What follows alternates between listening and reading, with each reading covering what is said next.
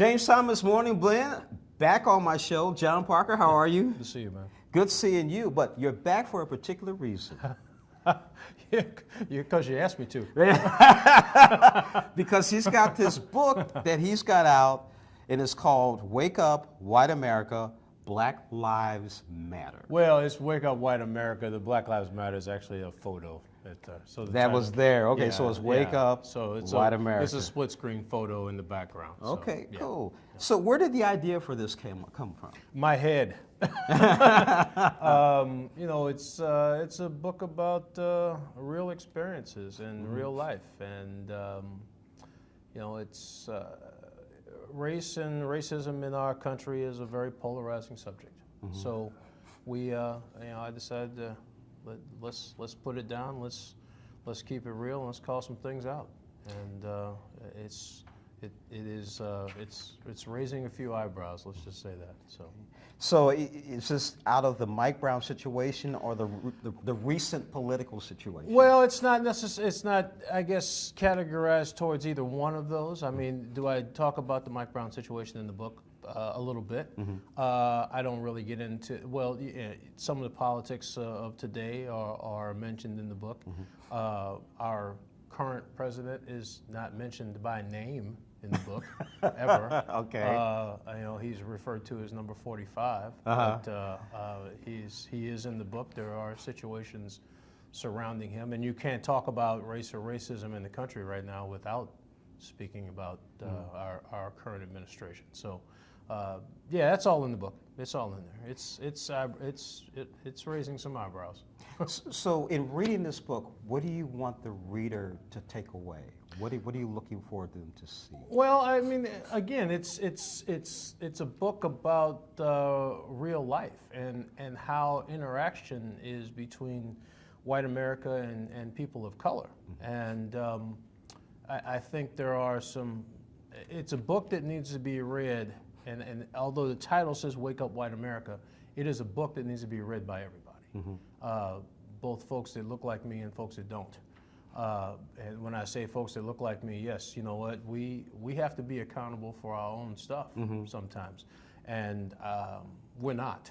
So everybody needs to wake up. This is a situation in this country where with race and racism, it's a very polarizing subject, and we need to get comfortable being uncomfortable to have the conversation. And people will call me, I've been referred to as a lot of different things in the last couple of weeks, I can just tell you. But people call me I'm a pot stirrer. But I believe this, I like to cook. And I know that when things start to boil, if you don't stir the pot, it will explode. It will explode. It will spray all over you. So let me get your opinion on something kind of off the hook here. Today, as we're taping this is the morning of the 49 killed by the white supremacists in New Zealand. So give me your take on that and putting that with the book. Well, and he said specifically he's a white supremacist. Yes, he's a white supremacist. He's a white nationalist. And people who are going to see this are going to say, well, all nationalists are not white. I don't know any black nationalists. In fact, I've never even heard of any black nationalists. Yeah. So when we talk about nationalism and being a nationalist, it is naturally associated to white America. So my take on what happened in New Zealand is, number one, there needs to be some serious gun control. Yeah. Okay. But that's a conversation that's not being had over there, and it's not being had in this country either, because quite honestly, people don't realize that even if the CDC decides to do an examination of gun control, they would lose their funding. They would lose their federal funding. It will be taken away if they even decide to do a study on gun control. You know what's interesting, when you talk about gun control, they said that the population in New Zealand is about 4 million, but about 1-2 million have registered guns. Yep.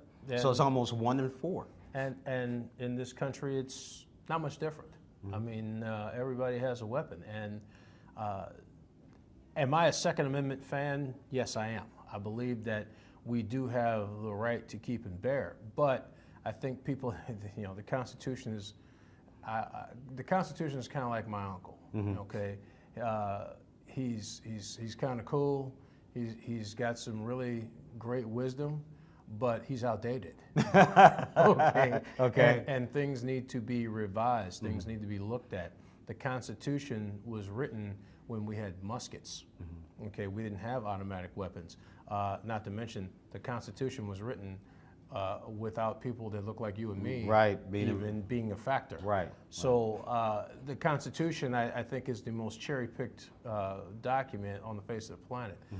We like this amendment, but we don't like this amendment. And if we're going to follow the rules, only thing I've ever told people is be true to what you put on the paper.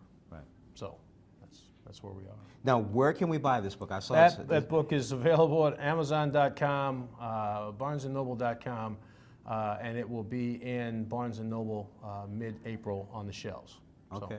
So, but you can get it online at Amazon.com or BarnesandNoble.com right now. And the book is called Wake Up White America by Yes. John Parker. Yes.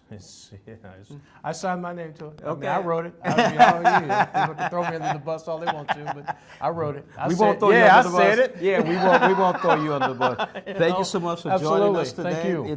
Thank You're you. right on time. Because our next guests that are coming up, it's going to be a very interesting subject with them too. Well, I hope so. Yeah, definitely. I'd like to know I sparked something. Yeah. James Thomas, Morning Blend. We'll be right back after this. Yeah. All right, So you're going to sign this, and this is like I get to keep it? I can't give you that one. You